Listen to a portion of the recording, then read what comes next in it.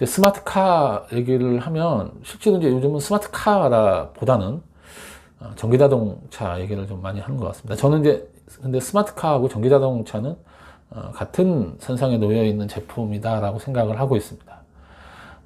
실제적으로 자동차가 기존에 엔진이 가장 중요한 그런 제품이었다면 지금은 스마트폰이나 스마트 TV 이런 것처럼 전자제품이 돼버린 거죠. 자동차가 일종의. 그래서 보통은 기존에 엔진을 잘 만들던 회사들이 세계적으로 유명한 그런 자동차 회사들이었다고 하면 최근 들어 테슬라라든지 뭐 중국의 몇몇 회사들 이런 회사들이 전기자동차라고 하는 거를 앞세워서 기존의 엔진 관련돼서 굉장히 좋은 기술을 갖고 있거나 그러지 그런 회사들을 제껴놓고 세계적으로 유명한 전기자동차 회사가 됐고 실제로 뭐 테슬라 같은 회사는 거의 전기자동차 지금의 전기자동차 시장을 뭐 만들었다고까지 할 수 있을 정도로 가장 선도적인 모습을 보이면서 앞서가고 있습니다. 물론 이 회사가 과연 마지막까지 성공적인 모습을 보일 거냐 하는 거는 전기자동차가 어떻게 될 거냐 하는 운명하고도 관련이 돼 있지만 지금까지 보인 모습이라든지 뭐 그런 부분을 보면 성공할 가능성이 상당히 높다고 보여지고 있습니다. 테슬라의 성공할 가능성이. 그 전기 자동차, 그러니까 스마트카하고 전 같은 맥락에서 본다고 말씀드렸죠. 전기 자동차는 스마트폰처럼 가전제품이고 실제로 배터리라든지 그 안에 전기라든지 이 안에 이제 CPU, 뭐 그다음에 그 NPU 뭐 이런 제품, 그러니까 우리가 보통 가전제품에서 그러니까 그 스마트폰이나 그런 컴퓨터에서 얘기하는 제품들이 들어가 있는 이런 이 제품이 기존의 자동차하고 저는 조금 완전 결이 다른 제품이라고 생각합니다.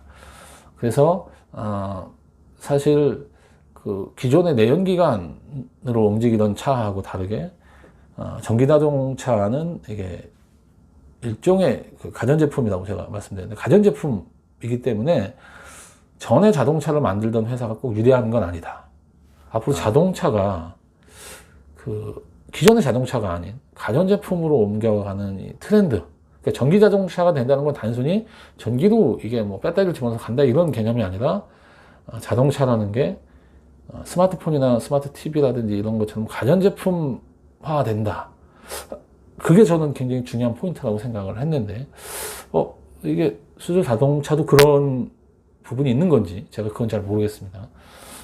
기존의 내연기관하고 똑같은 적이라면, 이거는 뭐, 물론 뭐, 대체 에너지라든지, 새로 우리가 그 중에 화석 원료를 쓰던 걸, 수소라고 하는 청정 에너지를 사용한다. 뭐 그런 면에서는 의미가 있을지 모르지만, 자동차라고 하는 기기 자체가 완전하게 새로운 기기로 변화되는 트렌드를 만들어 간다는 것 때문에 전기자동차에 열광했던 그런 부분을 생각해 보면 조금, 그 부분은 그럼 어떻게 해야 되지? 이건 수소자동차도 그럼 전기자동차처럼 기존의 그 자동차하고 전혀 다른 그런, 그 구조를 가지고 뭔가 그 우리의 미래라든지 이런 거를 만들어 갈 수 있는 건가? 이게 단순히 에너지가 화석연료에서 수소 에너지로 바뀐다 뭐 이런 개념 외에 물론 그것도 굉장히 큰 일이긴 하지만 그런 부분에서 조금 제가 아직까지는 뭐 잘 판단을 못 하겠습니다. 일단은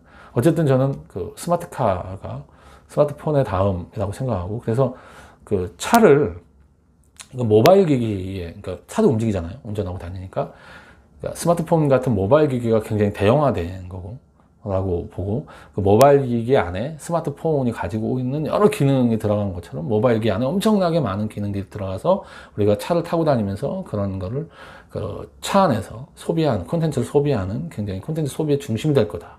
왜냐하면 차로 이동을 하는데 그 이동할 때 전기차라는 거는 자율주행차하고 또 이 기본적으로 맞닿아 있기 때문에 운전 안 하고 있게 되면 그 안에서 콘텐츠 소비라든지 뭐 일을 한다든지 굉장히 자유로운 활동을 할 수 있게 되니까 그런 부분에서 굉장히 의미가 있는 부분이라는 거죠. 그래서 또 하나는 이게 단순히 그 전기를 가지고 해서 가전제품이 되는 것뿐 아니라 자율주행이 됐을 경우에 자율주행 관련된 뭐 인공지능이라고 해서 이제 사물 인식을 하고 그 사물 인식된 거에 의해서 차가 자율적으로 판단해서 이제 운전을 할 수 있도록 하는 여러 가지에 대한 준비뿐 아니라 그 차 안에서 사람이 이제 운전을 하지 않고 그 차 안에 있을 때 그 안에서 콘텐츠 소비라든지 시간을 어떻게 보낼 것인가라는 부분에 대한 거, 뭐, 그 다음에 이제 차가 되면 그 법률적으로 운전 안 했을 때 어떻게 해결할 거라든지 뭐, 법률적인 문제도 굉장히 고민이 많다. 이게 사실 저희가 해결할 부분이 굉장히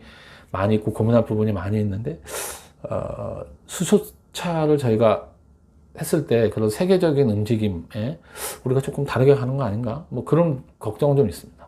물론 이제 그것도 하면서 수소차, 우리가 이제 경쟁력인 수소차도 하면서 전기차도 같이 준비해서 세계 시장에서 뭔가, 나름 그 경쟁력을 가지고 있는 부분 가지고 협상을 한다든지 우리 쪽으로 유리하게 뭐 끌어올 수 있다, 뭐 이런 부분이 있는지는 제가 정확히 잘 모르겠습니다. 어쨌든, 스마트카, 이제 스마트폰 다음에 스마트카라고 하면 스마트카 부분에서는 우리가 전기차라고 생각하는 부분하고 그다음에 자율주행이라고 생각하는 부분에 대해서 상당한 연구가 필요하고 사회적인 협의 이런 것도 상당히 필요한 그런 제품이 되겠습니다. 그래서 이런 부분에 대한 준비라든지 이런 게 상당히 필요해 보이고요. 앞으로 이제 다음 세기까지 우리가 뭔가 주도권을 가지고 가기 위해서는 이런 스마트폰 시장에서 상당히 이제 주로 이제 하드웨어를 만드는 쪽이긴 하지만 어쨌든 한국이 굉장히 경쟁력을 갖고 있었던 것처럼 스마트카로 넘어갔을 때 그쪽에서도 한국이 경쟁력을 가질 수 있도록 그런 준비가 좀 되어 있어야 되는 거 아닌가 싶고 그 안에서 뭔가 우리가 소비하는 그런 컨텐츠에 대한 준비라는 것도 계속 아이디어를 내면서 우리가 만들어 가야 되겠다라는 생각을 합니다. 그리고 여기에는 뭐 인공지능과 관련된 여러 가지 고민도 좀 같이 필요하다 이런 생각을 해봅니다. 예, 오늘 뭐 얘기를 좀 여러 가지 얘기를 좀 많이 하다 보니까 뒤집박죽 많이 좀 드린 것 같은데요.